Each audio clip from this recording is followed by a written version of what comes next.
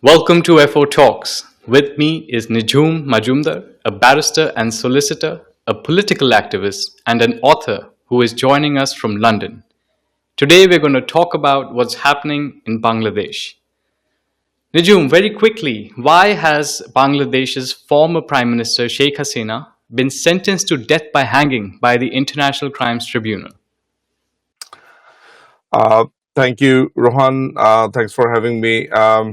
Uh, well, mm, uh, th- uh, this is a tribunal. Is actually referred nowadays as a kangaroo tribunal. So before starting, I would say this is not a tribunal at all. But for the sake of the argument and the discussion, it is unfortunate that we even talking about these sorts of tribunal.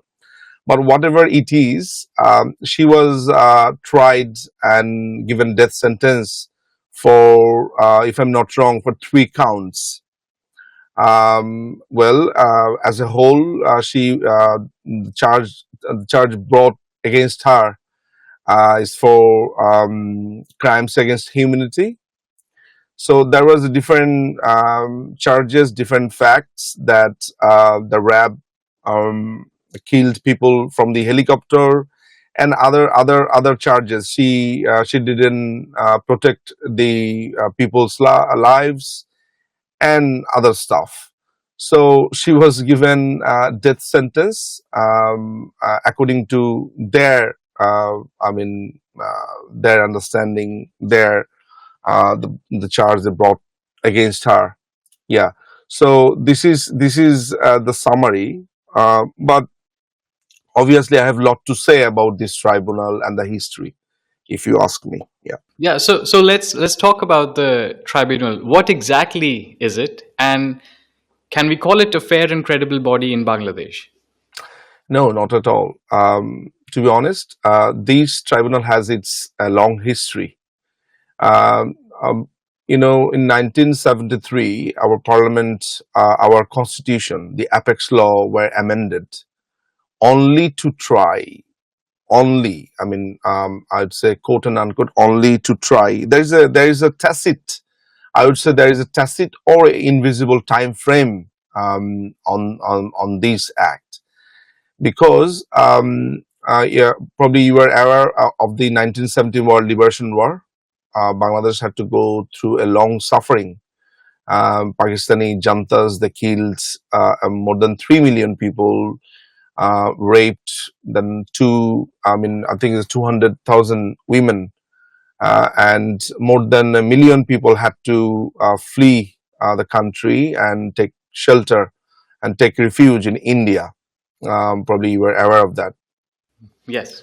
So after the independent, Bangladesh government took an initiative to try those perpetrator who killed 3 million people in only 9 months, 9 months time. So there was no, because there was no, there's what we thought, that there is an international crimes happened since 19. This concept actually emerged from 1945, after the Second World War, from the Nuremberg trial. So Bangladesh is probably the one of the youngest country who enacted that law after the first amendment of the constitution in 1973, if I'm not wrong, on 15th of July. That's what I was telling, only to try those people who are involved in different international crime during 1971 war. So there is a tacit time frame in that act, that you can try someone who were involved in 1971 war and international criminal law. So no way it can try, or this law is valid for any other purposes. So if you ask me, does it say on the act, or does it actually your law permits or your constitution? If you look at the discussion and all the documents of the act when they enacted these in the parliament, it's called Hansard. there's a specific tone and specific intention is there that these law were enacted, these law emerged only to try the people who did mischiefs, who did all the crimes in 1971 war. So the first of all, these act cannot try Sheikh Hasina or any other person under these 19 it's called International Crime Tribunal Act 1973. So, but before saying that, I would say that this government is illegal. The way this government formed was illegal. How? After the 5th of August 2024, this government was, I think, took oath on 8th of August under the observation of the appellate division of our apex court. That's what they said. But there is no provision, no system called interim government in our constitution. So how they formed the government? According to their statement, they took a permission, or they actually got a permission from the apex court because the section Article 106 of our constitution permits the court when there is a situation that country doesn't know how to run, in a situation that country doesn't even know what to do next, then our Supreme Court has authority to give their observation that what to do in that sort of situation, in that kind of situation. So according to their statement, appellate division sat in a full bench and they gave the verdict, and they they have a they have that power is called the observatory power or observation power, that they suggested that the government can be formed in this way. But afterwards, a lawyer called Mohsin Rashid, he applied for the documents, all the documents Supreme Court had in that regards. He asked for the documents, how this government were formed, who asked for it, who, because in section Article 106, there is a provision that the president will ask, request the appellate division that what they can do in that situation. But after his application, I mean that lawyer, Mr. Mohsin Rashid, no documents were given to him. Supreme Court said we don't have any documents at all. So based on nothing, this government was formed. There was no, in fact, in the verdict, they said the Prime Minister resigned, and this is the reason the interim government were formed, and it was necessary in that time. But nobody could show us the resignation letter of the Prime Minister. Nobody. And there is no, in fact, the Prime Minister said open in the air that I did not resign. I did not sign it on any documents. So I myself even asked her that whether she resigned from her position. No. So if the government is illegal, if the government formed in this way, in this illegal way, so whatever tribunal they form, whatever they do is illegal. This is not new to our country's history. I don't know whether you were fully aware of it, but obviously you know that in 1975, when our father of the nation was assassinated, after that there was a three government. It's called Mustaq government, and then Justice Syme government, and third Ziaur Rahman government in 1979. So in 2009, all three governments were called illegal after the judgment. After the judgment in 2009 or 10, it's called Fifth Amendment judgment. So in the Fifth Amendment judgment, these three regimes were called illegal due to the procedural formation, the situation and everything, that a president were killed, and there were a valid procedural instrument to form a government which they did not follow. Same thing happened after 5th of August 2024. The way they formed the government, there was lots of procedural formation, that how you could do this. They didn't follow that. They took shelter of all the fraud document, or the forgery documents. So when a government is formed in this way, and then they start a proceedings, a tribunal or whatever you name it, this is invalid. So this International Crimes Tribunal is now referred to as a Kangaroo Tribunal, and the law under which Sheikh Hasina was convicted does not even apply to her, because that law was created through an International Crimes Committee during the liberation of 1971. That's what I said. And she was not even given a fair opportunity for a fair defense. She asked for a lawyer, and it was denied. And the government appointed a lawyer who even doesn't know that what the law is, what the rules and procedure is.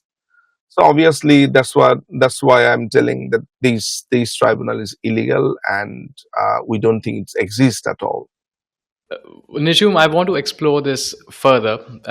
Fair Observer has a fairly global audience, and many of them may not be aware of how things went down in Bangladesh, especially last year. You spoke about August 5th, 2024.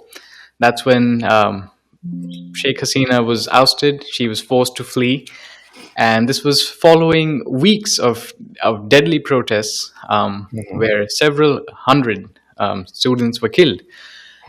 But however, international media reported it that after Sheikh Hasina was removed, Muhammad Yunus, who is right now the head of the interim government, was brought in on popular demand.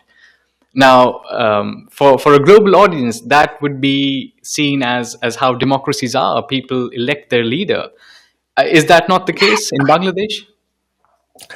Well, when I will answer to this question, but before giving any answer, we have seen the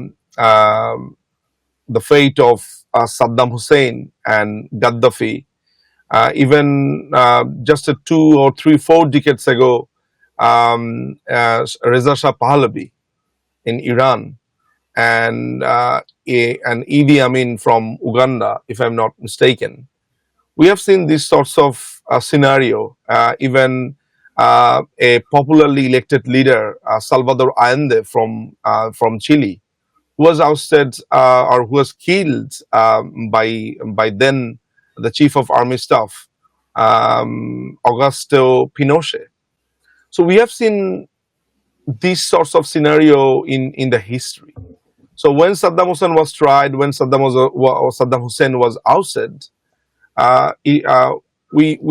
everybody we know that West is telling that there is a mass destruction weapon in Iraq, and this is the reason West had to invade that country.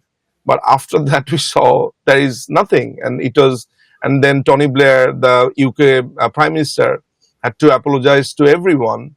But the damage already been done, and Saddam Hussein was tried, and Western media keep telling that it was a popular demand, that Saddam Hussein did that, and same fate happened to Gaddafi. Well, in some circumstances, in some events, if you can call disproportionate regime of, or whatever you call Saddam and Gaddafi. I'm not comparing that regime to Sheikh Hasina's regime, but for the sake of the history, how the Western medias and Western line of argument actually going on. So that was also called that they were dictators and stuff. Nowadays, what happened to that country? That country totally destroyed. I myself went to both countries, and just behind the scene, people are crying. People were weeping. they just said what we lost and what we did to the country was not right.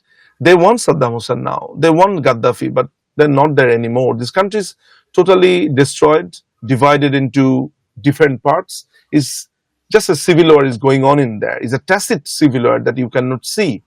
All civil war, not necessarily with the arms and stuff, but when there is a clear division between the societies, it's also a civil war, in my opinion. So same thing happened in Bangladesh. The people who fought for the country during 1971 war against the Pakistani Jantas, Pakistani military, Bangladesh government actually put some quota system for the next generation of that freedom fighter, for them and for the freedom fighter. But unfortunately, after the killing of the father of the nation, this whole quota system was abolished because the pro-Pakistani government was in power for like more than 21 years. So obviously, those freedom fighter, their family members never got any chances to build themselves, to build their life, because they gave everything for the country and they didn't get nothing, nothing from the government, nothing from the authority. So when Sheikh Hasina, our Prime Minister, came to the power, she reinstated that quota system. What was that quota system for? Quota system was not like that. A son of a freedom fighter will get a job straight away. It was not like that. There was some procedure in government job. So when a government, there is a 3 stage of a government job. First, you need to sit for a MCQ exam, and then for a written exam, and then a viva, the finally oral interview. So whoever you are, be you are the son of freedom fighter, the grandson of a freedom fighter, you have to pass MCQ, you have to pass written exam, the most toughest exam in Bangladesh. If you ask for, if you want a government job. So after these 2 exam, when someone is is allowed or passed on in these 2 tests and go for the interview, oral interview is called viva voice, then the quota system comes. But not necessarily we can use this. There is a 35% quota for the freedom fighter, for the women quota, for different district quota. It's something like this. So there is a 35% quota system, not for all the freedom fighters' son or grandson. So we have seen for last 3 or 4 decades that this quota system was not used fully, because not all the freedom fighters' son or grandson can pass the MCQ and written exam. Obviously, most of the percentage of the quota was unused. So what government decided, that if the quota system is not used, then they will take people or the applicant from outside of the quota system. So it was going really good, and it was a proportionate, and it was all nice, all fine. So in 2018, there was a protest against this quota.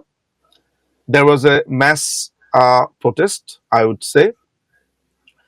And the then government, Sheikh Hasina, announced in the parliament that, okay, the whole quota system will be abolished.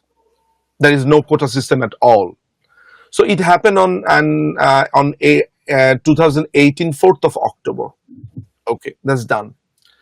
So one person, his name is Ohidul Islam Tushar. After this decision, he actually went to court and challenged this decision in 2021. Okay. So in 2024, 5th of June, the Apex Court, High Court, gave a verdict. The court said the way government abolished the quota system in 2018 was illegal.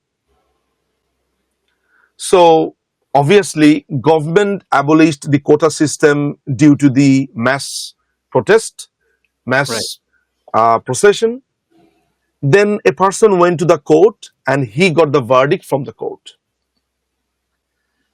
Then again, some people came to the street. They said, "Nah, quota system cannot reinstate again. It has to be. It has that there should be no quota system. Blah blah blah."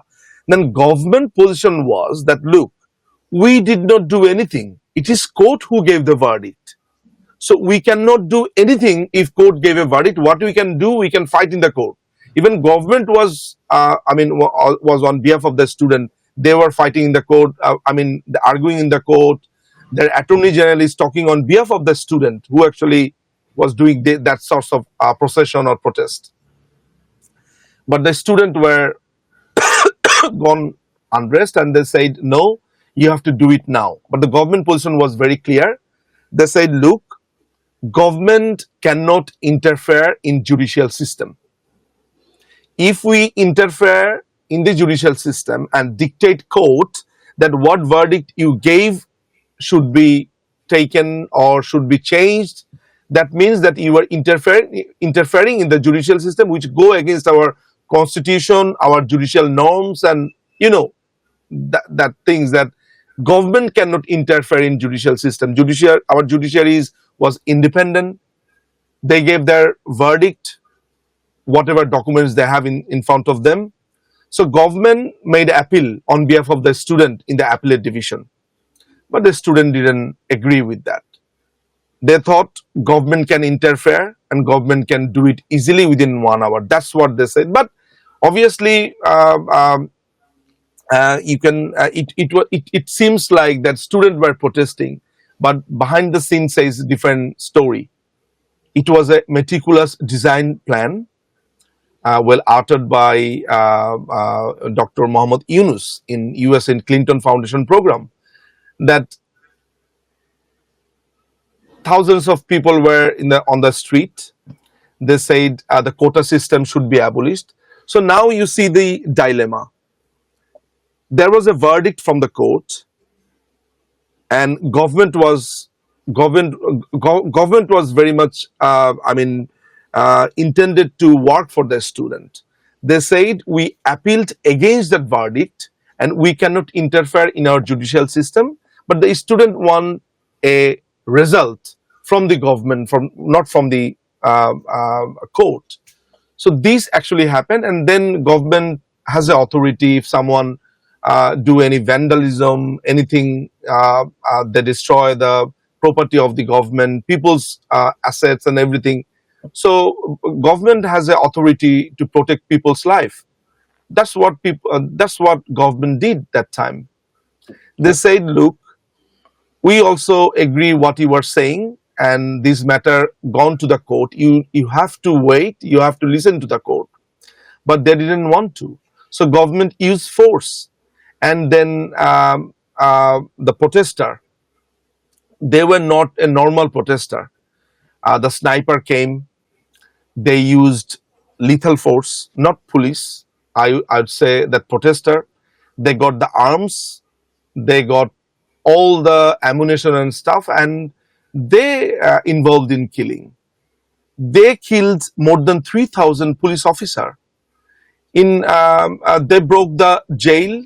About 2,000 prisoner just gone out of the jail. They killed a pregnant police officer in a district called Sirajganj, who is pregnant, as I said. So more than 3,000 police officers were killed. They burnt the metro rail. They burnt all the government buildings, establishment, and everything. It was a total chaos. And then government were compelled to announce curfew on that time. And obviously, on 5th of August, the part of the army betrayed against the government, and they didn't do their job, and the people came out in the street, and you know the result, that for the security reason, our PM had to she was taken to a safe place. So obviously she didn't go by herself. The army helicopter, army helicopter took her to India for a. I mean, Bangladesh was not safe for her. So this is what happened on 5th of August. Najum, let me get this straight. You're saying it was the protesters who began the violence and who Yeah. killed police personnel, and it wasn't the government who authorized police for lethal force. I mean, 1,400 students were killed in the protests. How is this possible? You're saying something completely opposite to what has been reported Yes, yes, worldwide. it looks like it looks like 1400. I mean, I don't know whether you know or not. Until today, what time is it? It is like 12 o'clock. Until 12 o'clock, 20th of November, we haven't received any list. I'm just reiterating, any list so far of that 1400 students. First, they said it was 3,000. Then they said it was 2,000. And after the report of the United Nations, they said 1,400. And in the Gazette notification, they said 852 people were killed. And then we found out that more than 200 people came out from that list who announced that we didn't die. There was a police report. If you just search on the internet, that dead people came out from the grave. Actually, it was a mockery. It was like a sarcastic tone, that the people were listed as a dead, announced that we are not dead, we are still living, and I don't know why my name is on the death list. So the death list is dubious. It was done by the government. Government means is Yunus government. So the 1,400 death you were saying, you cannot. I mean, I can ask you, can you show me the list? You will not find it. Government couldn't do it. I mean, you might think that then what I know is all wrong. Yes, you are. Believe me, there was no list of 1,400 people. Nothing at all. So yeah, as I was saying that who killed those people? I wish I could show in this program. They themselves in national TV. They themselves said in the national TV, his name is Hasibul Islam, that yes, if we didn't kill the police, if we didn't destroy the government establishment, if we didn't started that violence, we wouldn't have succeeded. In a national TV, a person called Hasib al Islam from the National Citizen Party is a member of NCP who actually did all the things, who led all the violences. He said on the national TV, and there was a competition between people who will claim themselves as a killer of the police. Believe me, it was like a competition that people were telling that I killed that people, I killed that much people, I killed police from that places, I killed that many people, that many polices from that places, that police station. So it is evident. It is. I mean, there was a video recording. There was a video. I can show you if you want for your viewers. Clear statement from their side. They killed people. Yes, government used force. I'm not denying that. I'm not denying that. Why would I deny that? Yes, government used force, and it is not a government order. This order was given in our law, in our police regulation. Is Article 152. It was a clear. There was a clear regulation, clear law that if police were attacked, if there is a violence in certain areas, police can use arms, ammunition, but they didn't. They used it called a tear gas. They used a gunfire, but it was not lethal gunfire. It was called. In Bengali it called chorra guli. I don't know what it says in English, but it is some sorts of ammunition It's that like a will, pellet. I think a pellet. It's as not. a It's very not a small lethal. pellet that Yes. will numb certain parts your body for some period. But this is not. This won't be a cause of your death. So this is what actually happened. And okay, let me ask you something. After this 1 year, it's almost 15 months and gone by. Did government made any list of the killed police officer? There was no list of it. Nothing. The people from the supporter of Awami League is more than 2,000 Awami League supporters were killed. Where is the list? Where are they? More than 5,000 police officers are missing. Nobody knows whether they're killed, whether they're alive, where are they? Nobody knows that. And there was no investigation. So after those incidents, it was Sheikh Hasina who initiated that investigation. She urged to the United Nations to come forward and do an investigation even in July, after the 15th of July. And she formed a judicial commission by one Supreme Court judge, I think Judge Joinal Abedin or someone, I'm not quite sure about this. She did it. So where is that judicial commission report? Why it was abolished, that commission? So if Sheikh Hasina's government killed a student, their police would kill student, she wouldn't do the judicial commission. She wouldn't call for United Nations help. So obviously, it was a meticulous designed plan. The sniper brought from Pakistan. The people got ammunition in different black route. That's what nowadays we know that because of after the confession of even of one of the advisor called Asif Mahmood Sajib Buya. He is now a youth advisor. He said himself that we had a preparation for a civil war. We had ammunition, we had arms, and we would have gone to that far. So where did that ammunition came from? Where did that arms came from? That's what he said in an interview. In an interview he gave in the national TV, not me. And I'm not making a story here. This is all fact. This is all what I'm saying now is all happened. So when someone said that I killed police, when someone said I destroyed that building, when someone said I burnt that building, when someone said that I did that, and those people are not being tried. Sheikh Hasina was under that radar, and she brought to the court and charge brought against her. So this is the reason we call that whole tribunal, whole process as illegal. So it is a quite, I mean, a famous term in legal system. There is a two famous term. It's called equality of arms.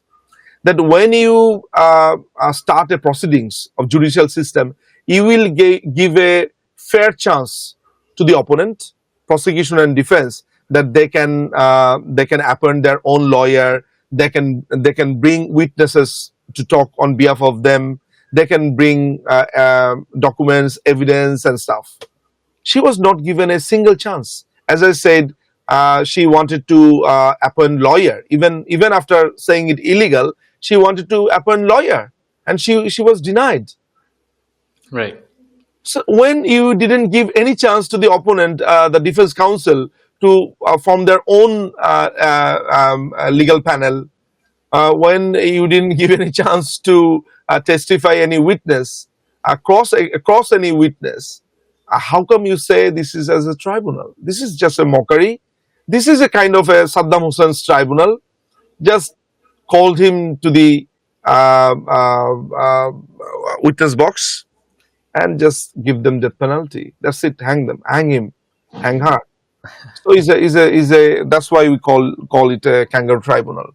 And Oh, I know you have a valid reason to be surprised, as you said that these 1,400 people were killed and you were denying it. Yes, what I said, just investigate one thing, that I want a list of 1,400,000 dead bodies list. Just type it in the Google. Just type it and ask anyone from the Bangladeshi authority that whether they can give you 1,400 death list. 52, 52 people came out to the media and announced that we are not dead. Why our name is on the death list? 52 people so far. well, Nijhoom, I want to touch on two things you've said. Yeah. First, that Sheikh Hasina never resigned and she was forced to flee. And the second thing that, well, she's been accused when she wasn't given a fair trial. She has been given a sentencing of death by hanging when she wasn't given a fair trial according to Bangladesh's constitution. So what next for her? I mean, she's in India. What happens to her? What about the Awami League? Is there, is it the end? Is it over for the party and for her, or what happens next? No, no, Rohan. We have. I mean, this party is aged.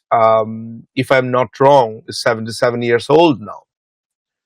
We have seen this sorts of political turmoil, political situation before. Bangladesh Awami League was banned in 60s by Pakistani jantas, military jantas, and Bangladesh Awami League came out of this. Bangladesh Awami League has not been wiped out. Rather, after this verdict, it has gained even greater immortality in the pages of history. In the past, we have seen many such judicial process in Bangladesh history. The father of the nation, Sheikh Mujib, was sentenced to death by the Pakistan in 1971 when he was in the jail. His grave had even dug in the cell, just next to his cell. But he was ultimately freed and returned to Bangladesh. So we, together with the people, will build strong resistance against this illegal government, Yunus government. If we can mobilize widespread public resistance, we will be able to remove this government through a mass uprising and build a people's Bangladesh, what we actually dreamed for. And Bangladesh Awami League is doing this. Sheikh Hasina, our PM, she's talking to the root level people. After this kind of situation, just imagine, as I already referred, Augusto Pinochet, Salvador Allende from Chile. What happened in 1973 when Salvador Allende was ousted by Augusto Pinochet? And this party couldn't do the politics for probably more than 1 or 2 decades. Reza Shah Pahlavi from Iran, when the Iranian Islamic Revolution happened in 1980s, 79 or something, that era, Reza Shah Pahlavi's party didn't come to the power afterwards. Baath Party of Saddam Hussein, Gaddafi's party, and other. I mean, whenever you observed these sorts of situation, protest or ousted, or that situation, a political party were abolished, totally abolished. They couldn't come. But Bangladesh perspective is different. Within a month, people started saying Sheikh Hasina was the best PM. Awami League was the best party. We want them back. People are simply weeping on the street. People are simply saying everywhere in Bangladesh, that what we have done to her party. So we were banned from participating in the election. We were banned to do any sorts of political activities. You know, this government already did that. So after all the obstacles, we called for a whole country lockdown on 30th of November. Just look on the internet, search in the internet or YouTube. You will see when he called a protest, when he called this procession, lockdown procession on 13th of November, people observed that. People helped us. People didn't go out from house. They didn't go to the job. They didn't open their business. They they were at home. They respected our political activities. They respected our call for protest. So obviously, people are scared because army is acting on behalf of them, police is acting on behalf of them. Their student has arms in their hand, so the general people are afraid, scared. But we are trying to mobilize a widespread public resistance, and I hope we will be able to remove this government through a mass uprising, as I said. Although the situation is difficult at this moment, obviously I confess that we are undertaking various programs and strategies, and we are also working to increase international pressure on Yunus. We hope to succeed soon, because a nation born through the liberation war cannot be allowed to perish at the hands of fundamentalists in any way. Well, Nijhoom, I wanna give a larger picture to our audience. Awami League hasn't necessarily been the most saintly party either. They have been accused of extrajudicial killings, of jailing opposition leaders. Sheikh Hasina herself has been accused of that, banning opposition parties from running in elections. Isn't this karma catching up on the Awami League?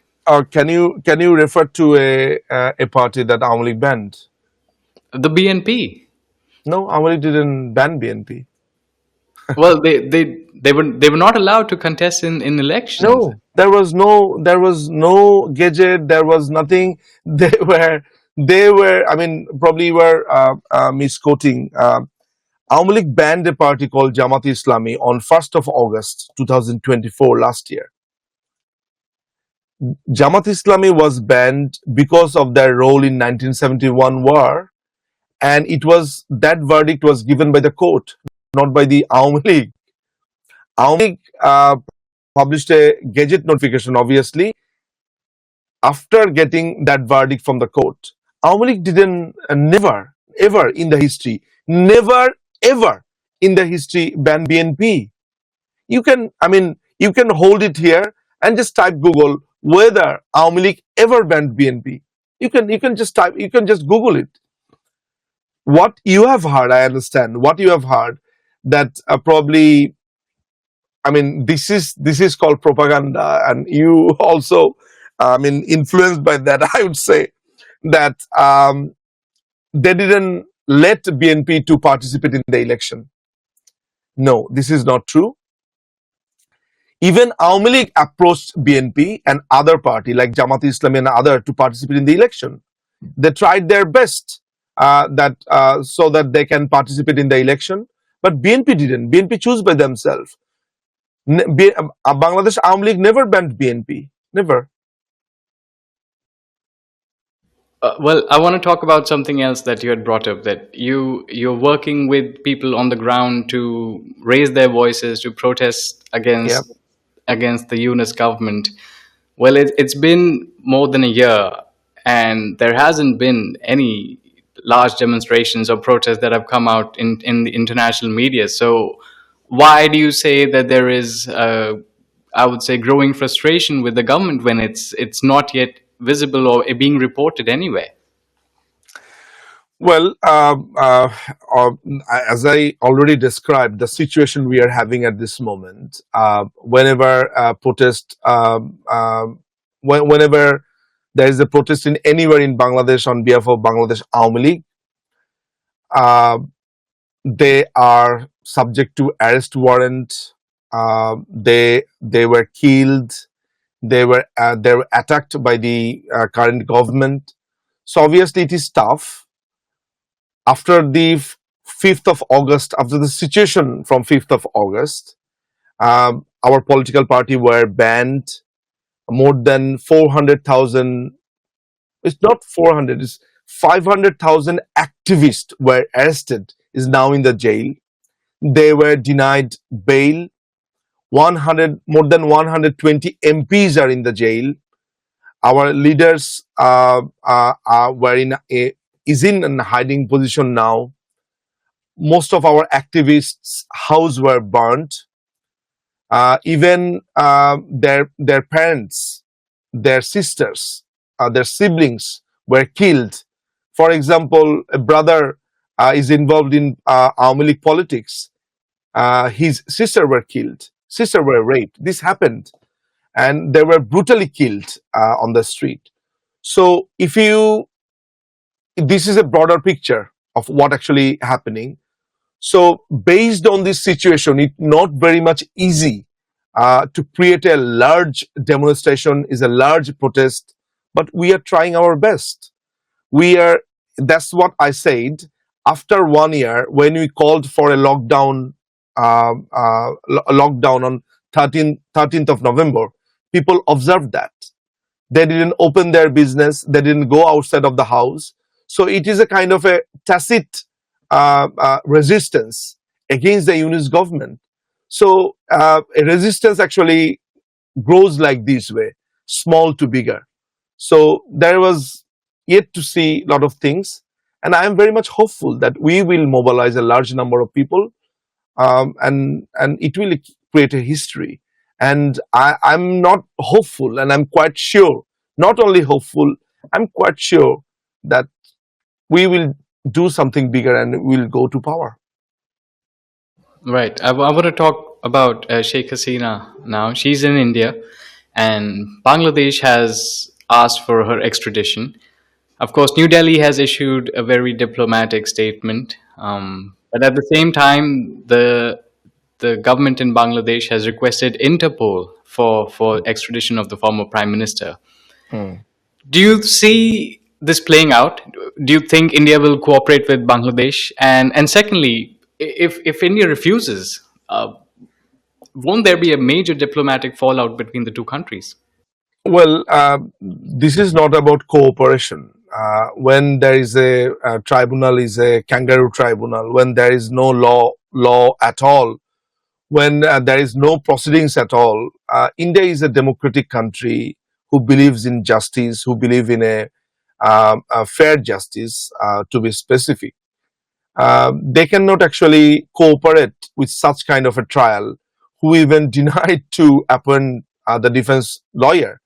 So this is a very small example, but if you look at the treaty of 2013, the treaty we are talking about, in Article 6, it is clearly stated that India is not bound to send someone from the country after the request of the Bangladesh authority, if the matter is a political vendetta. So this is a trial of a political vendetta and vengeance, and I don't see any reason that India should help or cooperate with a trial or with a system that is a full of error. So obviously, I don't see any opportunity, any valid point that India will do that. Why India will do that? When there is a when you are conducting a trial, which is like a is a purely political, is purely illegal, and the regime is illegal at all.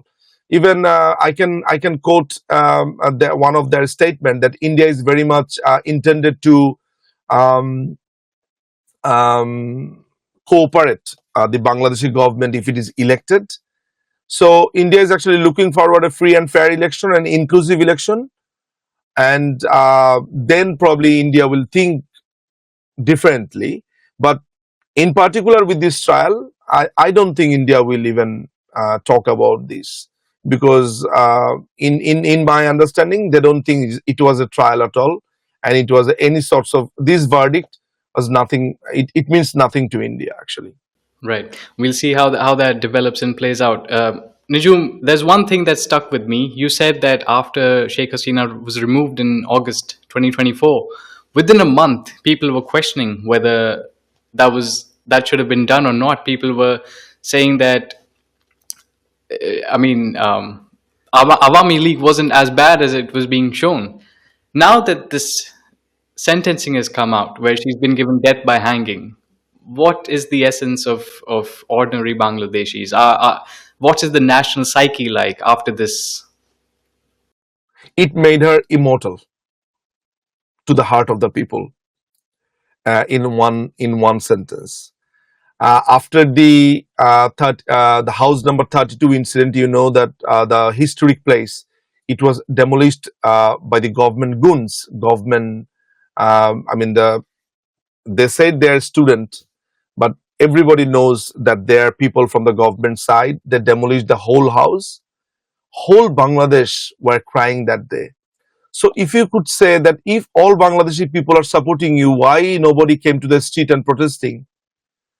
Because people are afraid of arms. People are afraid of this violence. Our normal middle class people, most of the supporters, they were afraid of police. They were afraid of army, that if they go there, they will be killed, they will be tortured, and they will not get any justice.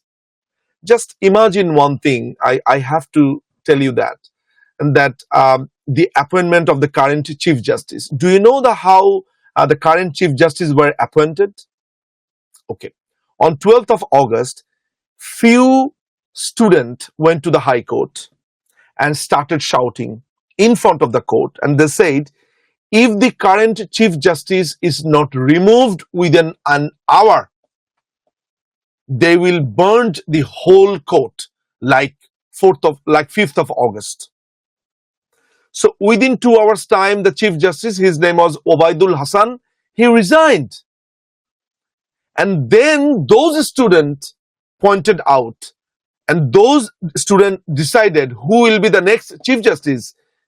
Justice Rifat Hassan, who is now Chief Justice, was appointed by the student. So it was like a country of a mockery. You never heard these sorts of situation. I mean, I don't know what you know about the country from the media, from the Western. Obviously, you know it from the newspaper. Do you think everything comes in the newspaper? Because a deep state was engaged in this ouster of Sheikh Hasina, the whole procedure. If I now start talk about the George Soros, Alex Soros, the deep state, Biden administration and everything, you know how America changed their regime. Even Tulsi Gabbard, few days ago, they said the regime changed what America did during the Biden administration is now closed. So there was a regime change operation in different countries. So when Biden administration changed a regime, helped to change a regime, they also captured all the media and talk on behalf of them. So that's what happened. United Nations, the Volker Turk gave a report on Bangladesh. It's full of lies, full of misinformation, and we rebutted that report recently. 500 pages of rebuttal. That what mistake, what lied, what mistake, what misinformation they put on that report. So obviously, I would say that people, after that verdict, people are silently crying, silently weeping, and it actually went on behalf. She get more extra point on that. I would say people are now adamant. I know so far I have spoken to many people that they are so upset after that verdict, that how come these sorts of trial can give her a death sentence. She is the daughter of father of the nation, and how come government did that to her without any reason?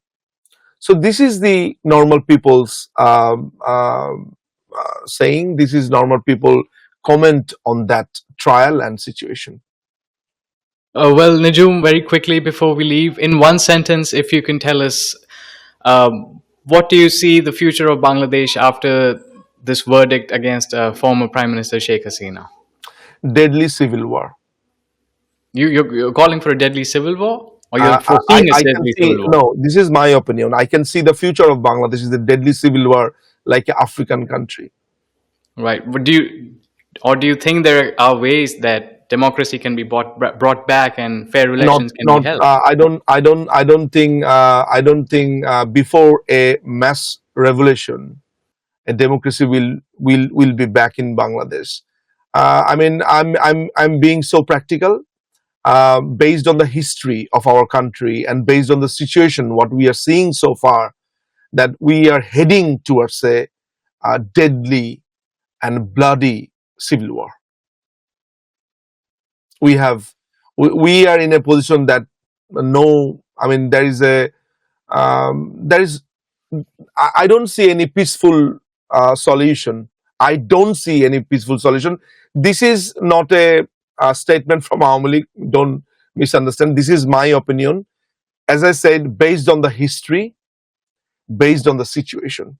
Look, you are not letting me say any simple, even I cannot utter a word Joy Bangla in Bangladesh. Like Joy Bangla is a Hail Bangladesh in Bangladesh. I cannot talk about our liberation war. 2 weeks ago, I bought some books. One of my nephew bought some books for me on liberation war. You know, the shopkeeper, he bought this book like he is actually selling drug. He was selling that book and put in a bag and said, "Don't show it to anyone. If people sees that I am selling the book on liberation war, I will be arrested." So people cannot sell book on liberation war in 1971 war. So if this is the situation, you tell me what is the solution except civil war? So the people who are now tolerating, I said, the silently weeping, the people who are now crying silently, who are now just urging to Sheikh Hasina to come back, they are all silent because they don't have any arms in their hand. So in near future, these people will not sit at home. They will come out whatever they have in their hand, and there will be a deadly clash. And I can see that. I can see the future. That what actually happened in 1971 war, when Pakistani Janta killed our people and then people came out in the street. There was a guerrilla warfare. So this is the same future. This is the same scenario we are going to see in near future. I'm quite sure about it. I'm quite sure about it. When you are not letting people to say, when you are not letting people to participate in, the people who have a background of Awami League, they were sacked from the job.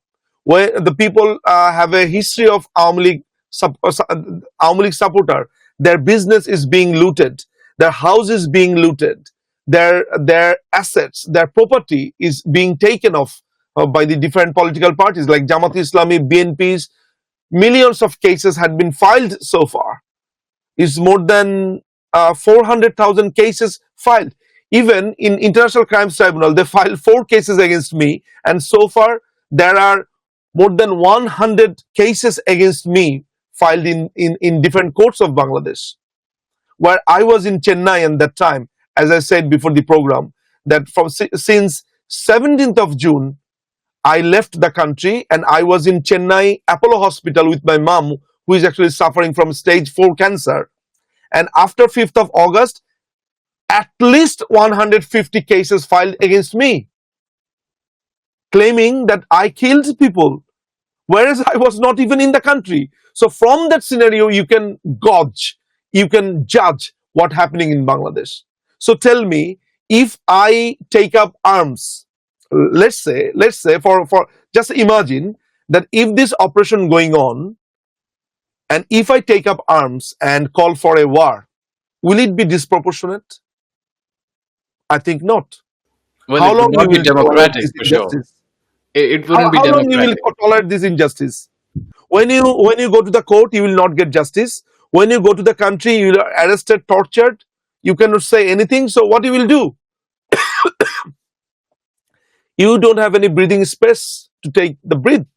So obviously, to save yourself, to save your property, to save your family, you have to take up arms and go to war. That's what is Bangladesh is heading towards. Well, on that really scary note, Nijhoom, thank you for joining Fair Observer and for sharing your thoughts and opinions, Thank you very much. and for telling us what really is happening in Bangladesh and why former Prime Minister Sheikh Hasina has been sentenced to death by hanging.